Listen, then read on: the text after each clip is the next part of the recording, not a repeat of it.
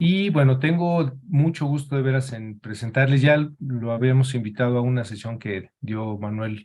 eh, Soria sobre hepatitis e invitamos a Jorge Emilio Lira Vera para que hiciera algunos comentarios y ahora, bueno, pues le pedimos y le doy las gracias doble porque habíamos puesto otra sesión el día de hoy y debido a que el ponente tuvo algún compromiso, cambiamos la sesión. Entonces, doble agradecimiento al doctor Jorge Emilio Lira Vera. Él es médico cirujano, graduado en la Universidad Autónoma del Estado de Hidalgo, estudió allí del 2008 al 2014. Después hizo gastroenterología en también mi querido Hospital Español de la Ciudad de México y con reconocimiento por la UNAM hasta el 2021. Y después se fue a otro hospital muy querido también por mí, al Hospital General de México, Eduardo Lisiaga, a hacer un posgrado de alta especialidad médica en hepatología clínica y trasplante hepático. Está afiliado a diferentes sociedades, la Sociedad de Gastroenterología de aquí, del estado de San Luis Potosí, que es filial de la Asociación Mexicana de Gastroenterología, pertenece también a la Asociación Mexicana de Hepatología y a la Sociedad Europea y a la Latinoamericana del Hígado. Está también adscrito al Hospital Ángeles, aquí en la ciudad de San Luis Potosí, en la Clínica de Enfermedades Digestivas y Hepáticas, y también en el Hospital Central Dr. Ignacio Morones Prieto. Es médico adjunto en la División de Medicina Interna, coordinador de los programas de hepatitis C y de la Clínica de Gastroenterología y Hepatología. En el currículum que les enviamos por internet y por WhatsApp, vieron ustedes las publicaciones más recientes que tiene y también, bueno, los trabajos que ha publicado y, bueno, los otros datos de su currículum. Para no quitarle más tiempo, para aprovechar al máximo su ponencia, le cedo la palabra y nuevamente bienvenido. Muchas gracias, Jorge Emilio. Hola, doctor, muchas gracias. Le agradezco al doctor Jaime Aguilera la invitación primero para inaugurar estas jornadas ya académicas. No sabía que era la primera sesión. Y bueno, también le agradezco la presentación para estar con ustedes en esta noche y hablarles acerca de la esteatosis hepática.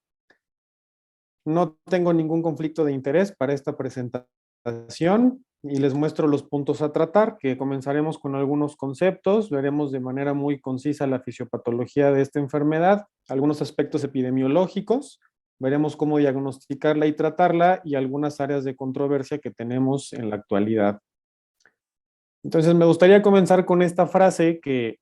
pues engloba un poco lo que vamos a ver el día de hoy y la importancia que tiene, sobre todo con nuestra población. Esta frase la vi hace unos años, precisamente en un menú de coctelería en un establecimiento en Ciudad de México frente al Auditorio Nacional, que dice: come y bebe, que la vida con el mexicano es breve. Y eso refleja un poco, pues, la manera en la que vemos la salud, la enfermedad, pero también la manera en la que justo consumimos alimentos y bebidas. Y pensamos en la gran diversidad que tiene nuestro país,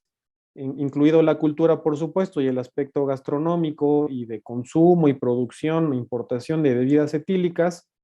pues nos hace un poco más sencillo imaginar de qué va todo esto. Por ejemplo, pensemos un momento, ¿qué hacemos cuando vamos a reunirnos con alguien a quien hace mucho no veíamos? Pues en esa reunión no falta la fiesta, grande o pequeña, por eso ahí les ilustraba un poco el mariachi, pero lo que invariablemente va a estar ahí es la comida y la bebida, sea una reunión casual, sea un cumpleaños, sea Navidad, sea Año Nuevo, es algo que como mexicanos nunca falta y a veces pues parece que demostramos el afecto con la manera en la que comemos o hacemos de comer y por supuesto no falta el brindis. Entonces, siendo esto pues muy mexicano, también les muestro esa frase de en el pecado llevamos la penitencia, porque entonces esto que nos hace tan mexicanos en realidad es algo peligroso para nuestra salud, o incluso en qué manera, de manera individual o combinada, la comida y la bebida empiezan a representar ya un problema para nuestra salud hepática. Entonces, bueno, en las siguientes diapositivas les voy a tratar de demostrar por qué la esteatosis pues es muy importante en nuestra población y que además para el futuro puede tener un impacto trascendental. Para comenzar, definiré a la esteatosis hepática como la acumulación excesiva de grasa, es decir, más del 5% en forma de triglicéridos en los hepatocitos.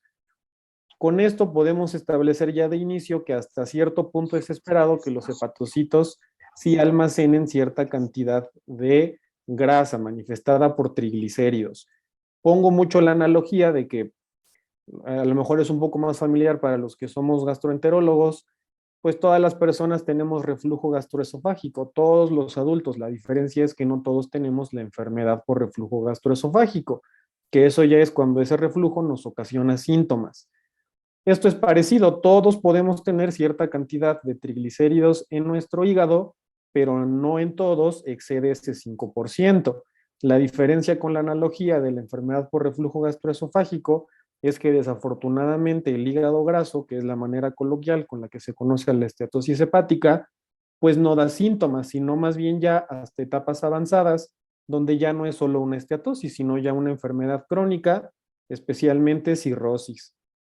Les muestro aquí en estas figuras, en estas laminillas histológicas,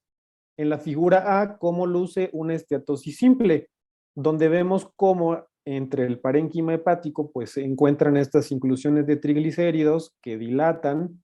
que balonizan, por así decirlo, a los hepatocitos y se manifiestan de manera muy clara y sencilla. En la figura B ya observamos cómo además de la esteatosis, todos esos cúmulos de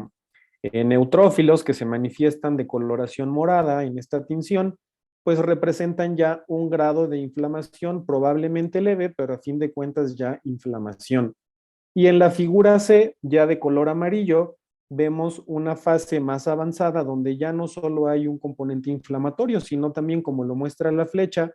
cierta fibrosis que aunque en bajo grado ya se ha establecido, y vemos cómo los puentes en realidad no están tan mezclados ni lucen tan abundantes, a diferencia del recuadro rojo con letra D, donde ya se observa cirrosis, donde estos puentes de fibrosis, evidenciados en las tinciones tricrómicas de Masson, ya lucen de manera más organizada, más gruesos y definitivamente forman septos que aíslan a los grupos relativamente sanos o funcionantes de hepatocitos. Lo relevante de esto es mencionarles que la esteatosis hepática, aunque sí puede mostrar progresión, como se los demuestro aquí, la totalidad del parénquima no necesariamente coexiste en la misma etapa y podemos tener islotes de diferentes etapas en el mismo individuo. Lo trascendente aquí también es que los recuadros de color verde, es decir, la figura A, la figura B, donde es una esteatosis simple o de bajo grado de inflamación, son altamente reversibles, incluso en algunos casos hasta 100%. Sin embargo, cuando ya vemos la figura C con cierto grado de fibrosis, esto ya puede ser un poco más difícil de revertir. Y sin lugar a dudas, ya una cirrosis es irreversible. Si bien puede disminuir el componente inflamatorio y la rigidez hepática, ya la pérdida de los hepatocitos no es recuperable.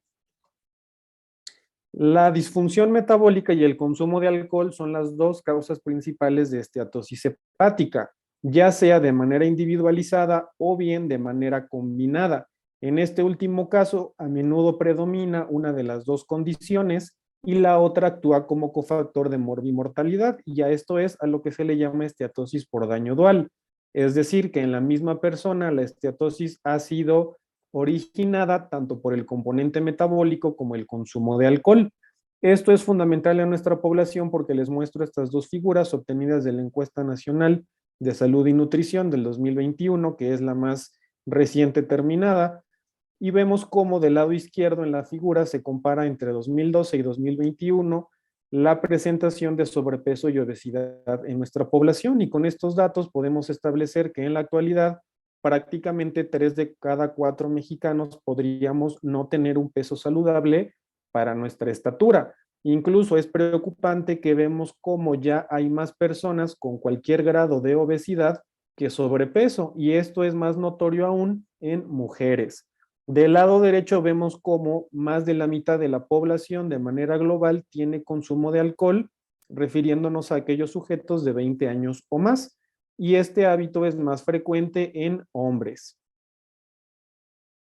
Es importante mencionar que la esteatosis hepática por alcohol, que de ahora en adelante veremos con las siglas EHA, y la esteatosis hepática asociada a disfunción metabólica, que ahora por sus siglas en inglés veremos como MAFLD, son difíciles de distinguir, incluso por estudio histopatológico. Las imágenes que les presentaba al inicio, si las ponemos incluso a la vista de un patólogo experto, les sería muy difícil saber a simple vista qué es lo que llevó a este daño hepático. Y esto es porque no hay un dato patognomónico que nos permita distinguir de una esteatosis por alcohol a una esteatosis por disfunción metabólica. Por ejemplo, ambas entidades comparten los cuerpos de Mallory-Denk, que fundamentalmente son cúmulos de eosinófilos con citoqueratina dentro de los hepatocitos. Ambos tienen el ballooning, que sería como empelotamiento o formación de globo traducido al español, no existe una traducción literal, pero eso es lo que lleva a fin de cuentas a darnos una mejor perspectiva de las macrovacuolas de esteatosis, que son incluso un poco más común ese tipo de esteatosis macrovesicular en el daño metabólico que en el alcohol, donde habitualmente son microvacuolas de cúmulos de esteatosis. Y por otro lado vemos que, bueno, a lo mejor sí podría ser más común encontrar infiltrado de polimorfonucleares y colestasis en el daño por alcohol.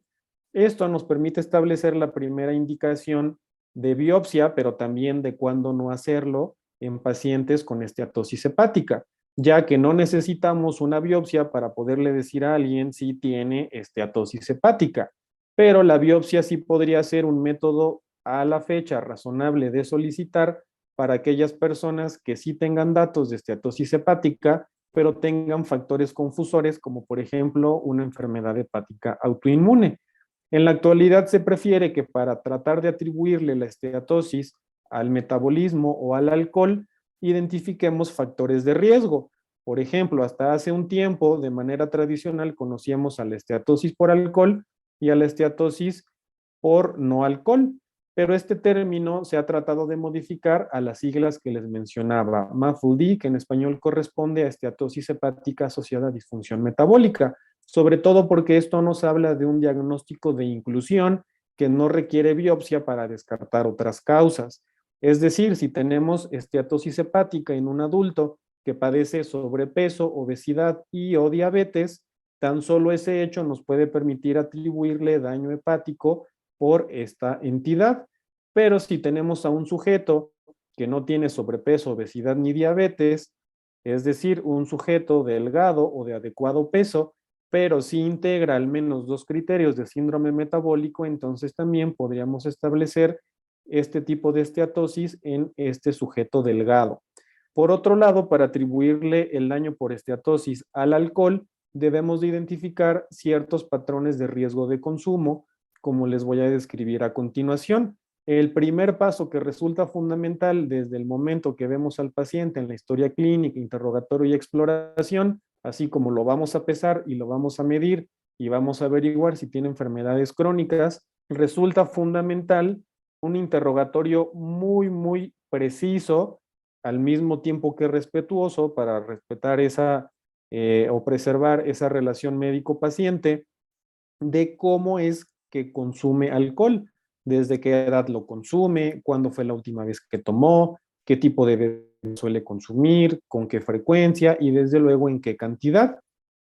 Sobre todo cuando platico este tema con residentes, pues les platico que no es válido decir consume de manera social, consume de manera ocasional. El doctor Ramón Bataller, uno de los principales expertos a nivel mundial del daño hepático por alcohol, mencionaba en una ocasión una anécdota de un paciente a quien estaba revisando y le preguntaba qué tan seguido llegaba a consumir alcohol. Y la respuesta del paciente fue solo en ocasiones especiales. A lo que él preguntó, ¿y qué tan frecuente tienes una ocasión especial? Y la respuesta fue, bueno, doctor, mi familia se encarga de que cada día de mi vida sea una ocasión especial. Es decir, era un paciente que tomaba todos los días y que si no vamos más allá, pues a lo mejor nosotros en nuestro entendimiento podríamos pensar que solo tomaba en cumpleaños o festividades de fin de año.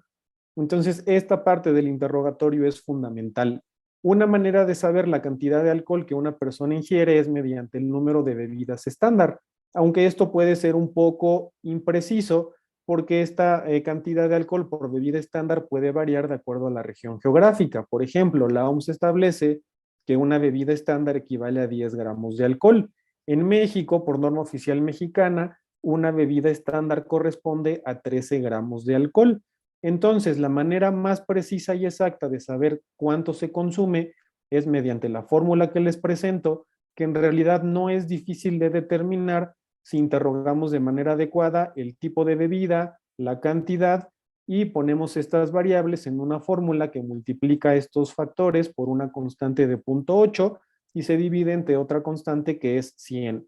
Un consumo riesgoso, a lo mejor partiendo de ejemplos cotidianos, podríamos atribuirlo a aquellos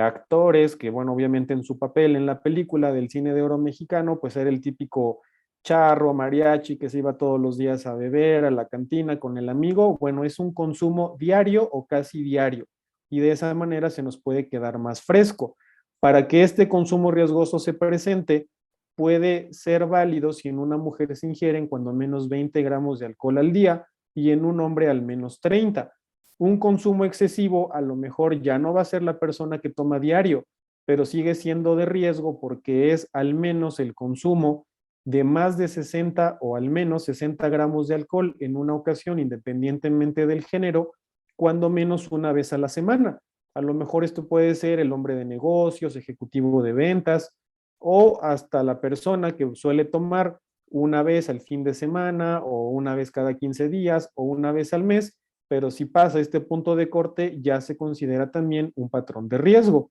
Y por último, el patrón de consumo por atracón, que es uno recientemente identificado, sobre todo en gente joven, universitarios que toman una cantidad muy importante de alcohol en un periodo corto, que se estipula que en mujeres es una ingesta de al menos 40 gramos en un periodo no mayor de 2 horas y en hombres en el mismo tiempo una ingesta de cuando menos 50 gramos. Antes se establecía la teoría de los dos impactos para explicar por qué sucedía la esteatosis hepática, donde ya fuera por la vía metabólica o por la vía del consumo de alcohol, un hepatocito normal y sano comenzaba a acumular grasa, principalmente por el depósito de los triglicéridos que platicábamos, y esto se consideraba el primer impacto para después sufrir un segundo, que ya comenzaba con el estrés metabólico y que se manifestaba de manera más objetiva cuando se instauraba como tal el estrés oxidativo. Y esto llevaba hasta la apoptosis del hepatocito, y que bueno, estamos hablando de uno, pero al suceder de manera masiva, pues cada vez esto conllevaba a un daño más importante. En la actualidad se sabe que esto es mucho más complejo. Tratando de resumir y agrupar todas estas interacciones, les muestro esta imagen donde empezaremos a verla desde el punto de vista del daño metabólico, ya que en la actualidad la dieta que se considera sobre todo americana en base a una importante cantidad de comida rápida nos lleva a un desequilibrio entre el aporte y el uso de los nutrientes que consumimos, lo que favorece sobrepeso u obesidad, que conllevará a resistencia de insulina y por supuesto niveles de hiperglucemia. Lo que esto, habitualmente para no mantenerlo, se transforma en ácidos grasos libres que se depositarán en mayor cantidad de tejido adiposo y desde luego en el hígado como esos triglicéridos que sobrepasan el 5% de los hepatocitos. Este incremento del tejido adiposo, sobre todo la grasa visceral, lleva también a un incremento de la lipólisis y nuevamente otro camino para incrementar los ácidos grasos libres.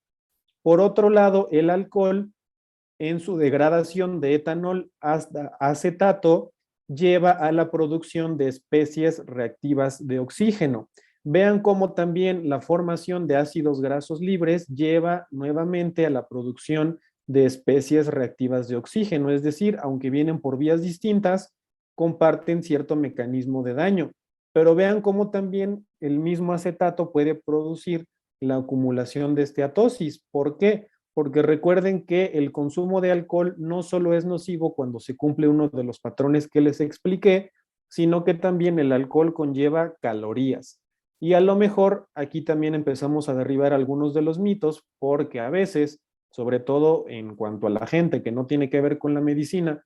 pues es muy clásico que toman cerveza y le llaman hasta la famosa panza chelera, ¿no? Que Es muy conocido que la cerveza tiene una buena cantidad de calorías. Por ejemplo, si vamos de repente a ver un juego de deportes a las alitas y nos echamos nuestro litro de cerveza, pues ya tan solo ese litro de cerveza conlleva 321 calorías. Por ejemplo, les explicaba acerca de las bebidas estándar. En nuestro país, una bebida estándar, si nos referimos a cerveza, equivale a 355 mililitros de una cerveza mexicana promedio, es decir, estamos hablando de un entre 4 y 4.5 grados de alcohol. Si hablamos de destilados, justamente es una cantidad de 2 onzas de tequila, whisky, brandy, ron, el destilado que gusten, y hablando de vino, es una copa de entre 150 y 175 mililitros. Entonces aquí viene otro mito. Vean, por ejemplo, el vino, que antes se estipulaba que podría ofrecer cierto beneficio cardiovascular, como veremos más adelante, pues a lo mejor empieza a arruinar un poco la sorpresa, pero vemos cómo en realidad pues también puede ser dañino. Vean que incluso una copa de vino ofrece más de 150 calorías. Entonces el alcohol no solo causa daño por ser alcohol, también puede ocasionar daño metabólico. Ahora, ya sea por alcohol o por la cuestión metabólica, estas especies reactivas de oxígeno van a incidir en la célula de Kupffer, que recuerden que son los macrófagos a nivel hepático. Pero también el incremento en el tejido adiposo llevará a la formación de moléculas proinflamatorias que también estimulan a este macrófago y a su vez producirá otros factores proinflamatorios que ante el daño persistente al intentar tener esa regeneración del tejido hepático, despertará a las células hepáticas estrelladas o estelares de ese estado quiescente que las caracteriza y ante la inflamación tan importante empezará a producir fibrosis, que eso ya es el paso a lo que les mostraba en la figura C y la figura D de las laminillas histológicas. Pero existe un agente adicional que también en los últimos años ha tenido un papel cada vez más relevante, que es el intestino y la microbiota. Pues tanto una dieta americana como un consumo riesgoso de alcohol cambian nuestra microbiota y genera disbiosis, lo que cambia disminuyendo la protección como barrera intestinal, fomentando la translocación bacteriana y que a través de los lipopolisacáridos de algunos agentes ya nocivos, pues se produzca de manera adicional una inflamación de las células de Kupffer. Ahora, también recuerden que una dieta alta en carbohidratos también es susceptible a generar por medio de la fermentación de las bacterias intestinales cantidades pequeñas de alcohol. Entonces, también esta es una vía importante de daño sistémico. De esta figura entendemos cómo la esteatosis hepática por alcohol y por MAFLD tienen una sinergia significativa. Y esto también explica por qué el daño hepático en las personas con daño dual es no solo más grave, sino también que ocurre de manera acelerada. E incluso en personas jóvenes podemos ver daño más avanzado. Respecto a elementos epidemiológicos, bueno, pues en esta figura también vemos cómo ya esta es de hace unos años, pues la pandemia adicional a lo infeccioso que es la obesidad, pues cada vez cobra más relevancia, pues hasta 40% de la población mundial tiene un peso diferente a lo sano. E incluso, pues ya como veíamos, cada vez empieza a predominar más la obesidad en algunos lugares del mundo. Esto es importante porque la obesidad es el factor de riesgo más común para esteatosis metabólica. Y esto justifica por qué en los países occidentales, hasta es muy importante saber que algunas etnias tienen más riesgo que otras de desarrollar esteatosis por disfunción metabólica. Y este es más frecuente en los hispanoamericanos, con hasta 45% de los casos de las cohortes de personas con esteatosis hepática metabólica. Lo alarmante es que dentro de los hispanoamericanos somos los mexicanos, incluyendo a las personas de ascendencia mexicana, los que tenemos la mayor prevalencia dentro de los hispanoamericanos, con hasta un 22% de la población. Respecto al punto de vista del alcohol, bueno, pues también se sabe que en Latinoamérica algunos países, incluyendo el nuestro, ven en el alcohol a su principal causa de enfermedad hepática crónica. Y esto es relevante porque en nuestro país, si nos basamos en calcular la ingesta promedio de alcohol de las personas mayores o igual a 15 años,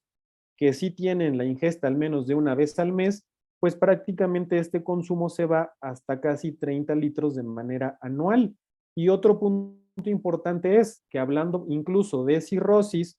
que es la principal causa del alcohol de cirrosis en nuestra población todavía, pues hasta 1 de cada 3 mexicanos con cirrosis por alcohol, más que desnutrición como tal de pérdida de peso y un índice de masa corporal bajo, pueden tener más bien sobrepeso u obesidad. Esto también es muy importante porque estudios previos a la pandemia señalaban que en la próxima década, en algunos países, como incluso podría ser el nuestro, la disfunción metabólica sustituiría al alcohol como la principal causa de enfermedad hepática crónica.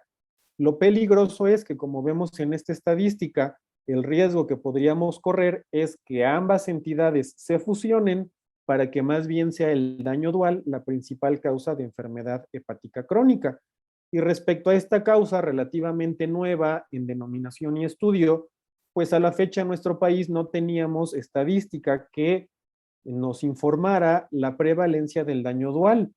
Este trabajo que realicé con un grupo de colaboradores en el Hospital General de México, que tuvo como objetivo analizar a sujetos aparentemente sanos, que para ello tomamos a donadores de banco de sangre, que como sabemos, pues suelen excluirse, pues aquellos con enfermedades crónicas, alguna ingesta de medicamentos y demás, es decir, sujetos que no se conocían con ninguna enfermedad para realizarles elastografía hepática e identificar factores de riesgo para ver si cumplían esteatosis hepática para disfunción metabólica, para alcohol o para daño dual. Y de la población que estudiamos, encontramos que 5 de cada 10 sujetos mexicanos aparentemente sanos, es decir, que así se percibían, pues en realidad tienen esteatosis hepática. De estos 5 de cada 10, 3 corresponden a MAFLD, 1 a consumo de alcohol y 1 al daño dual. Vean cómo en nuestro trabajo superamos por poco ese 22% de prevalencia de esteatosis hepática, mientras que el daño dual pues es tan prevalente como el daño por alcohol. Un hallazgo importante, como les mencionaba, es que aunque aparentemente son sujetos sanos, vean cómo el índice de masa corporal de estos sujetos que no integraron criterios para esteatosis hepática, pues también está muy entredicho que sean sanos, porque en realidad sí tienen un índice de masa corporal que integra para sobrepeso. Y hablando de qué grupo fue el que tuvo mayor esteatosis hepática, pues observamos que el grupo de disfunción metabólica es quien tiene la esteatosis hepática más avanzada, principalmente en grado 2 y grado 3, mientras que la rigidez hepática es más avanzada, es decir, más grave, este componente de fibrosis en los sujetos con daño dual, lo que respalda la hipótesis de que el daño dual ocasiona un daño tanto más grave como acelerado. Para diagnosticar la esteatosis hepática hay que tener algunas consideraciones, como les platicaba. Aunque tradicionalmente el diagnóstico se basa en la biopsia hepática, dado que el espectro de daño es bastante similar tanto por la esteatosis por alcohol como por MAFLD, es que se postula que ya no necesitamos en nuestros días como tal llegar hasta la biopsia hepática y más bien que debemos de preferir el uso de métodos no invasivos, tanto bioquímicos como de imagen, para cuantificar la esteatosis y valorar el riesgo de fibrosis hepática. Cuando los métodos no invasivos bioquímicos y de imagen muestran concordancia en aquellos sujetos que ameritan un estudio de imagen, esto hace que se evite la biopsia hepática. Pero cuando estos métodos tienen discrepancia, entonces sí es válido hacer la biopsia hepática. Con esto ya tenemos una segunda indicación de biopsia hepática en el contexto de esteatosis en nuestros días. El primero ya decíamos cuando existen factores confusores y el segundo, ahora lo vemos, cuando estos métodos no invasivos muestran conclusiones diferentes. El primer paso, desde luego, pues es la identificación. Para esto podemos valernos de la búsqueda intencionada por los factores de riesgo que ya mencionamos, tanto para daño por disfunción metabólica como por consumo de alcohol, y el estudio inicial, que además es el mejor costo efectivo, pues es el ultrasonido de hígado y vías biliares, simple. Como podemos ver, incluso es muy sencillo diferenciar un hígado sano de uno con esteatosis. Vemos en la figura de la izquierda cómo un hígado sano tiene una ecogenicidad muy similar a la renal. En cambio, uno con esteatosis incluso da la apariencia de verse borroso, dado que su ecogenicidad aumentó respecto al parénquima renal.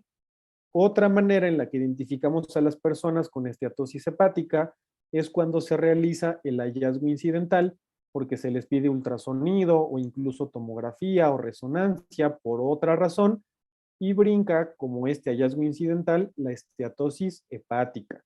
Ya sea por disfunción metabólica o por alcohol, la esteatosis simple, que es la etapa inicial, se caracteriza únicamente por el hallazgo en imagen de la esteatosis hepática, pero no traduce ningún cambio bioquímico, por lo que en esta etapa la bioquímica hepática está absolutamente normal, sea por disfunción metabólica, alcohol o daño dual. Mientras que cuando ya existe la esteatohepatitis, es decir, la esteatosis a la que se le agregó el componente inflamatorio, principalmente por polimorfonucleares, ya esto nos va a traducir de manera indirecta una alteración mediante la bioquímica hepática, donde habitualmente encontramos el patrón hepatocelular, tanto por daño metabólico como por consumo de alcohol. Es importante mencionar que las personas con un consumo crónico de alcohol también podrían encontrarse con una elevación de la gamma glutamil transpeptidasa y, bueno, también incluso en la biometría hemática con elevación del volumen corpuscular medio. También es importante señalar que tanto para el daño por metabolismo como el daño por alcohol, el verdadero enemigo es la fibrosis, dado que esto es el predictor para desarrollar cirrosis y sus descompensaciones, incluyendo el carcinoma hepatocelular. También es importante tener en cuenta que aunque es una proporción baja, incluso alguien con esteatosis simple puede llegar a desarrollar carcinoma hepatocelular, riesgo que en los últimos años se ha visto de manera incrementada en las personas con daño por disfunción metabólica. El segundo paso, una vez que identificamos a estos sujetos, es la estratificación bioquímica del daño que está ocasionando el hígado graso. Las guías internacionales recomiendan la medición de lo que se abrevia FIB4, que viene de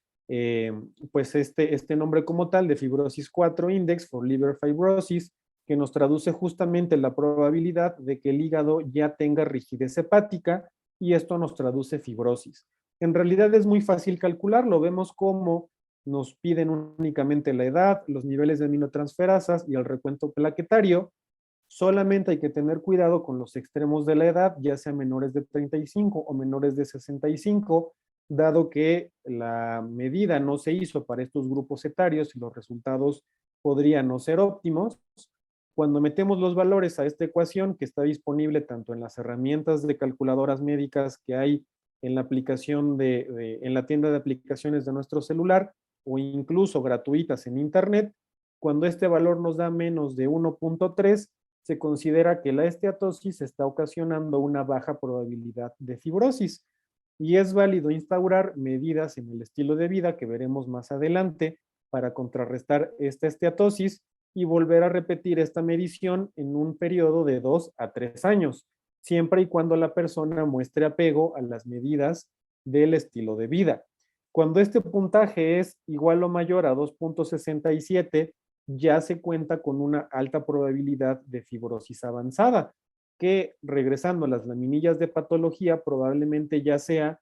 entre la de fibrosis leve y ya una cirrosis. Entonces, aquí ya este paciente debe de referirse a un centro de patología, mientras que las personas que caen en la zona gris entre ambos puntos de corte son las personas que sin duda deben de ir a elastografía hepática, método que también se le hace a quien muestra una alta probabilidad de fibrosis. Para las personas que son evaluadas en lugares donde no se dispone de elastografía, entonces es válido realizar biopsia, que ya tenemos la tercera indicación de biopsia hepática en la esteatosis hepática. Recordando, cuando hay factores confusores, cuando hay discrepancia entre los métodos no invasivos o bien cuando justamente los métodos no invasivos de imagen no están disponibles en nuestro medio. Y también este paciente con o sin los estudios ya realizados debe de ser referido a un centro de hepatología.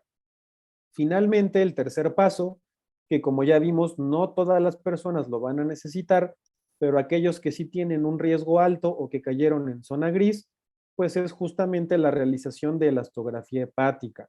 Este estudio se los muestro para que quede más gráfico la manera en la que ambos métodos de elastografía, ya sea por método de resonancia magnética o de ultrasonido mediante elastografía transitoria, son muy equiparables a la biopsia, y para determinar el grado de esteatosis y fibrosis es que no llegamos a la biopsia en la actualidad, porque vemos en este trabajo de hace unos años que comparan un periodo de 5 años a sujetos que tienen como virtud el haberse sometido tanto a los métodos no invasivos como a la biopsia para tener una comparación objetiva, en un estudio que además tiene la virtud de haber sido experimental y prospectivo, demuestra cómo tanto la elastografía transitoria como por resonancia magnética son equiparables a la biopsia para definir el grado de fibrosis y de esteatosis, si bien parece ser ligeramente superior la elastografía por resonancia. Desafortunadamente, la elastografía transitoria controlada por vibración no está disponible todavía en muchos lugares del país, y todavía mucho menos la resonancia magnética. Se incluyen otros tipos de elastografía, como por ejemplo por ultrasonido por onda de corte, que aunque pudiera ser un poco inferior a la transitoria, si la tenemos en nuestro medio, podría ser otra herramienta útil.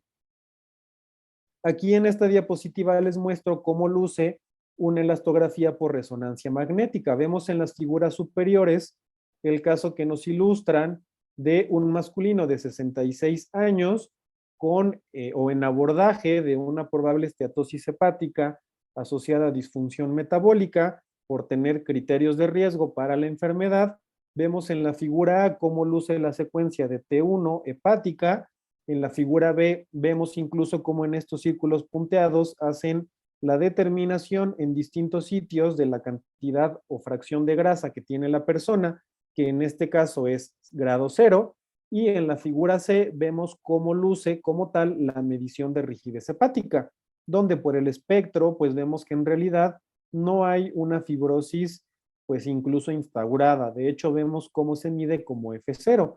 recordando que estos métodos, al ser no invasivos, ya se hicieron estudios que permiten equiparar el grado de fibrosis a la escala histológica de Metavir, que va desde F0 cuando no hay fibrosis hasta F4 cuando ya hay cirrosis. En la parte de abajo vemos el caso de un masculino de 61 años que en su caso ya tiene cirrosis por esteatosis hepática secundaria al consumo de alcohol.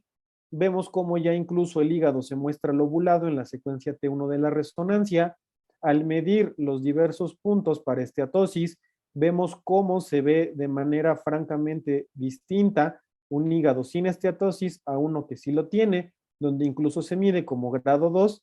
y vean también cómo es muy notoria la diferencia en la rigidez hepática, donde ya se observan espectros de luz que nos orientan a una fibrosis importante. De hecho, en su caso ya se cataloga como cirrosis. De hecho, tan es así que en la actualidad los métodos no invasivos son equiparables a la biopsia, que en la actualidad se acepta que la resonancia magnética que nos permite medir el componente de elastografía incluso supera a la biopsia, dado que la biopsia únicamente nos mide una millonésima parte del parénquima hepático, y como vemos en esta imagen, la resonancia nos mide el 100% del hígado. Les ilustro también cómo se realiza una elastografía por ultrasonido controlada por vibración. Tenemos un transductor que termina en una punta roma, que al localizar el parénquima hepático realiza justamente vibraciones. El paciente lo percibe como pequeños empujones no dolorosos que llevan una onda que recorre una distancia a través de un tiempo y tienen una línea de salida. Como les muestro aquí, la rigidez hepática en un hígado que prácticamente carece de ella es un tanto oblicua, y vemos cómo incluso entre más pendiente tenga, menor rigidez habrá. En cambio, en un hígado con una fibrosis avanzada, incluso aquí ya es cirrosis, la línea tiende a ser más vertical, por lo que entre más vertical sea esta línea que se forma, más probabilidad tendremos de cirrosis. Esto es como se muestra un monitor. Los, digamos, románticos de las imágenes de la medicina ven o describen que para que una elastografía sea satisfactoria,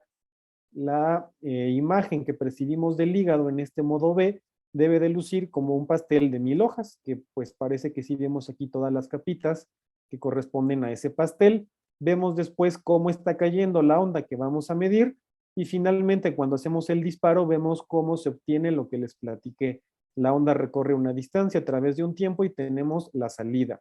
El parámetro en color azul que corresponde al CAP, que significa patrón de atenuación controlada, y nos mide los decibeles sobre metro, nos establece la cantidad de esteatosis que se puede encontrar. Y los kilopascales que miden la elasticidad o rigidez nos traducen la precisamente dureza hepática que correlaciona con la fibrosis.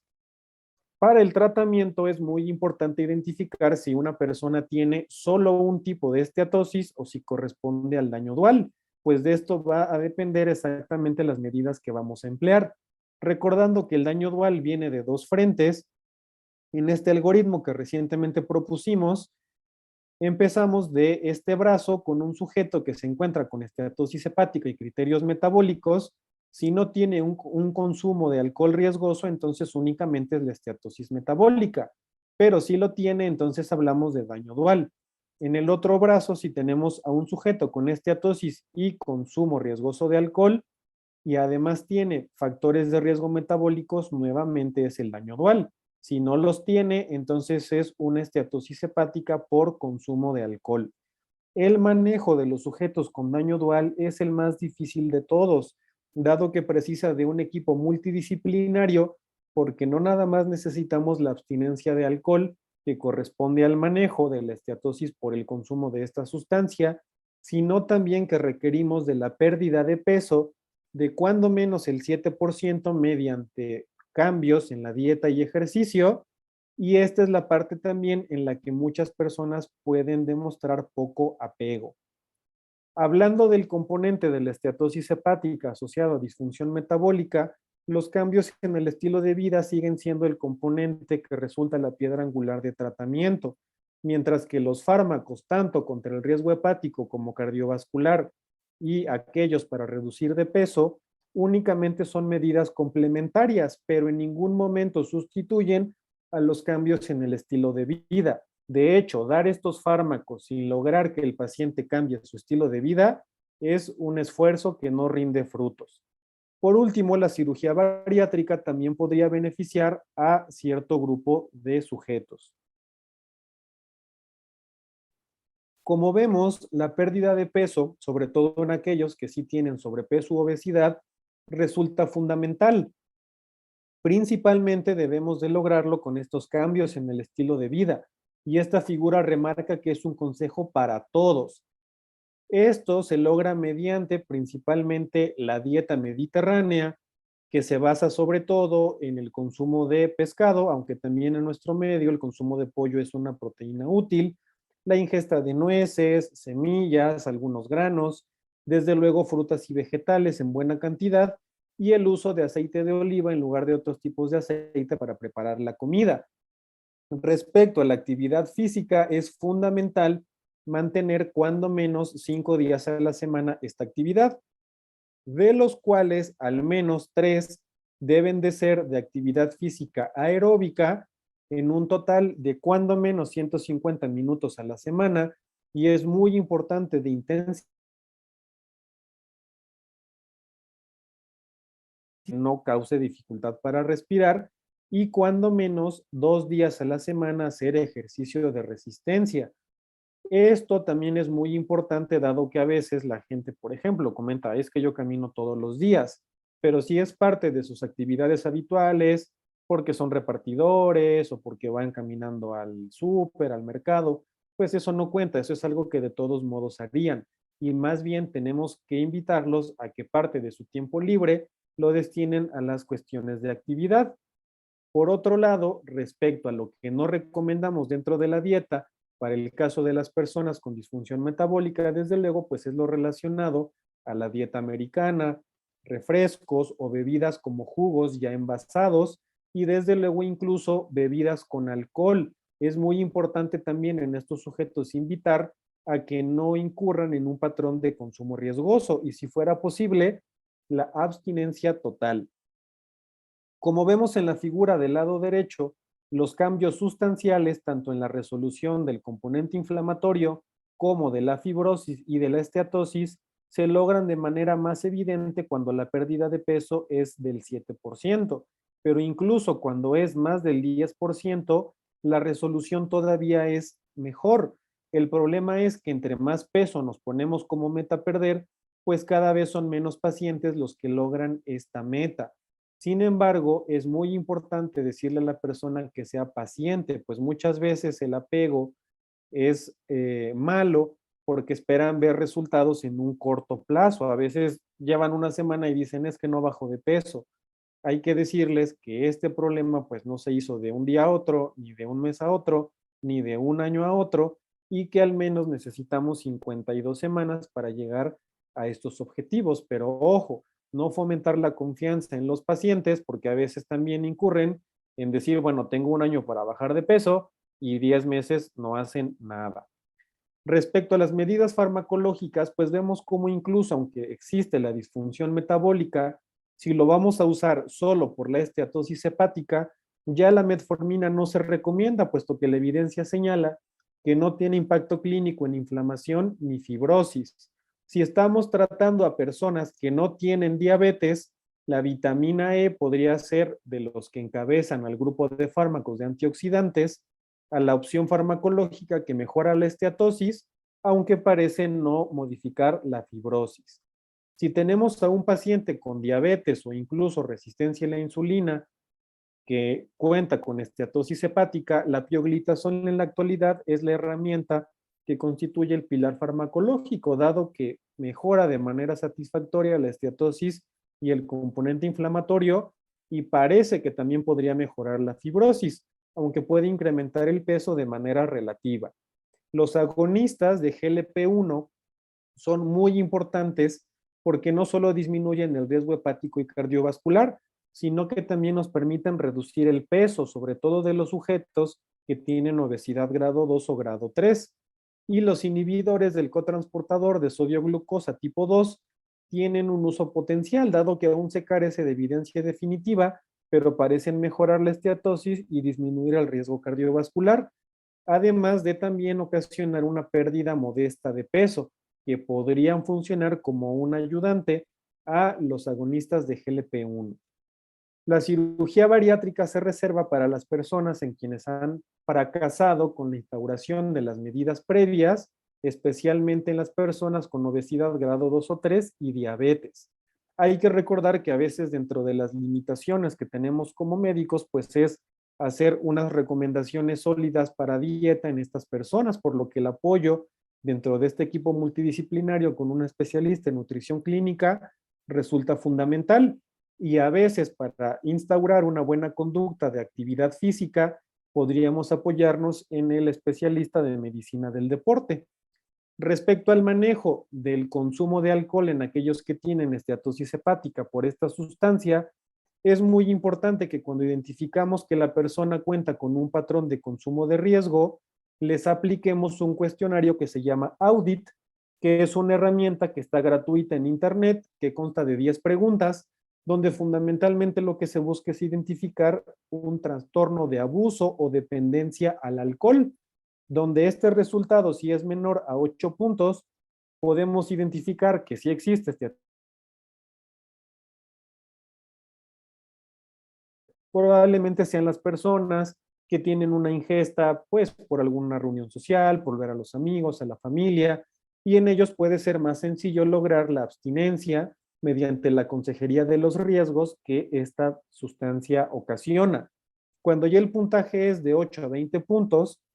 ya identificamos un trastorno leve. Y ya aquí, además de la consejería para lograr la abstinencia, resulta imprescindible la valoración por salud mental y la valoración nutricional. También se ha visto que una herramienta que da muy buen resultado es invitar al paciente a que acuda a grupos no lucrativos como Alcohólicos Anónimos, donde el apoyo colectivo entre personas que tienen un abuso de alcohol puede condicionar una mayor adherencia a la abstinencia.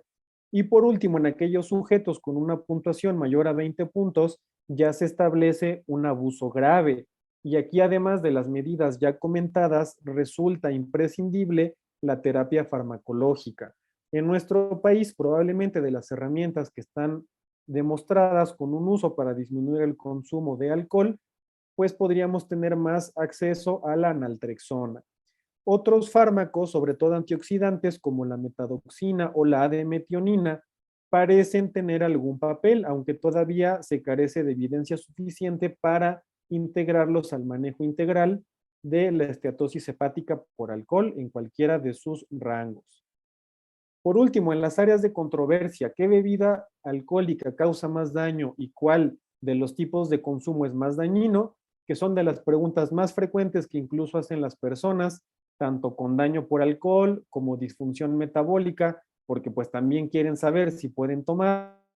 Bueno, pues la verdad es que con la evidencia médica que tenemos no hay una respuesta y difícilmente lo habrá, porque lo que intenta explicar estas preguntas viene de evidencia observacional, que recordando, pues al ser retrospectiva, no nos permite establecer una correlación o determinación.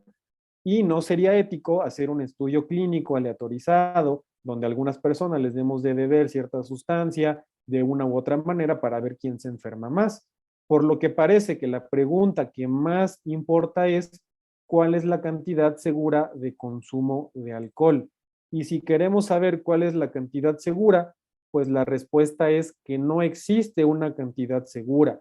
por lo cual debemos fomentar que las personas que valoramos no incurran en un patrón de consumo de riesgo. Y a esto traigo ese mito de si el vino es bueno, más bien, más que hepatoprotector, que protege a la salud cardiovascular. Hay que tener en cuenta los estudios de los que viene esta recomendación. Todos son estudios descriptivos, es decir, retrospectivos. Y esos estudios, al desmenuzarlos, pues vemos que ellos mencionan, e intencionadamente puse entre comillas, bebedores leves o moderados presentaban menor riesgo de cardiopatía. Y lo puse entre comillas porque revisando esos trabajos, digo, no solo yo, o sea, todas las series que hay evaluando este factor, pues en realidad ven que incluso muchos de esos estudios ni siquiera definen muy bien cuál era la manera en la que las personas tomaban alcohol, o porque era leve, porque era moderado, porque era intenso. Entonces ya de ahí viene un sesgo muy importante, pero tal vez lo que refuta de manera primordial esta premisa es que los consumidores leves o moderados tenían un estilo de vida más saludable, es decir, hacían más ejercicio, comían mejor, y más bien esto es lo que parece explicar la mejor salud cardiovascular, no la ingesta de vino. Y esto también lo explico mediante otra analogía, el consumo de tabaco. Estas publicidades son de hace 90 años, donde incluso veíamos médicos que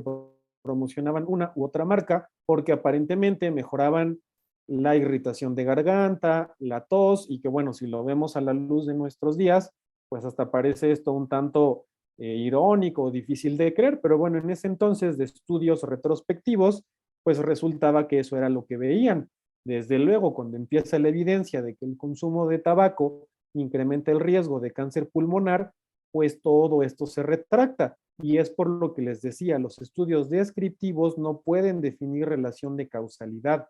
y no parece en realidad ni ético ni lógico que recomendemos el consumo de un tóxico para prevenir algún tipo de enfermedad. Incluso vemos en este trabajo de hace unos años que evalúa a sujetos con esteatosis por disfunción metadosis. Este consumo de alcohol era que al menos una vez al mes tuvieran ingesta de por lo menos 60 gramos de alcohol, es decir, el patrón de consumo excesivo. Y vean cómo lo más preocupante es que en el análisis multivariado para quitar factores confusores, tenían hasta 42 veces más veces el riesgo los consumidores de alcohol y disfunción metabólica de desarrollar fibrosis que aquellos con disfunción metabólica sin consumo de alcohol. Y otro factor, no hay que olvidar que el alcohol, al igual que el tabaco, es un cancerígeno de clase 1, y esto a veces lo pasamos por alto. En este editorial de hace un mes nos hacen favor de analizar estudios para valorar el riesgo de desarrollar cáncer, y pues justo nos muestran lo que les platicaba. Ningún estudio prospectivo ha demostrado que existe un beneficio protector del alcohol para enfermedades cardiovasculares. Y así como no existe un umbral de consumo seguro para el hígado, tampoco tenemos un umbral concreto de los efectos cancerígenos del alcohol, por lo que los consumidores de alcohol deben de ser informados de manera objetiva sobre los riesgos de cáncer y otras afecciones asociados al consumo de alcohol. Pues recordemos que no solo el hígado se afecta por esta sustancia. Y una cosa es qué tanta tolerancia neurológica hay al consumo de alcohol y qué tanta cantidad nos puede dañar nuestros órganos. Quiero cerrar con estos puntos clave. Como vemos, en nuestra población, 3 de cada 10 mexicanos podríamos tener esteatosis hepática por disfunción metabólica, 1 por consumo de alcohol y 1 de daño dual. Y es precisamente el daño dual una enfermedad de la que debemos de sospechar y preocuparnos más, dado que nosotros somos una población susceptible a la esteatosis metabólica, al consumo de alcohol, y estos cuando se juntan ya vimos que los resultados no suelen ser buenos. Y esto porque existe sinergia significativa entre ambas entidades, dado que comparten vías que favorecen estrés oxidativo, acumulación de ácidos grasos libres, un estado proinflamatorio y fibrosis, siendo este evento más grave en los sujetos con daño dual. En la actualidad preferimos el uso de métodos no invasivos para el diagnóstico de esteatosis hepática y proponemos un diagnóstico de 3 pasos, empezando por la identificación, la estratificación bioquímica y la elastografía en los pacientes que lo ameriten y que tengan acceso al estudio. También, hasta la fecha, los cambios en el estilo de vida realizados por un equipo multidisciplinario son el pilar del tratamiento, ya que hasta el momento no existen medicamentos que por sí mismos, como medida única, otorguen un beneficio clínico significativo. Y ya mi última diapositiva es para mostrarles estas fotografías, para presentarles al grupo de trabajo con el cual estuve en el Hospital General de México. Del lado izquierdo, la doctora Higuera y el doctor Pérez, que fueron mis maestros, así como del doctor Oscar Morales, que fue mi compañero en alta especialidad, y que bueno, pues todos ellos fueron parte muy importante para que pudiera desarrollar el trabajo de prevalencia de daño dual, y que son referencias nacionales e incluso pues a nivel latinoamericano de este tipo de daño, tanto de hígado graso por alcohol como metabólico, y al doctor Ramón Bataller, a quien tengo el gusto de conocer desde hace 9 años, y es una de las autoridades mundiales en la enfermedad hepática por alcohol, desde la estetosis hasta la cirrosis, y de que, bueno, pues con quien su convivencia y su guía sin duda ha influido mucho en mí para que el daño por alcohol sea una de mis principales áreas de interés y de trabajo. Muchas gracias y estoy abierto a dudas y comentarios.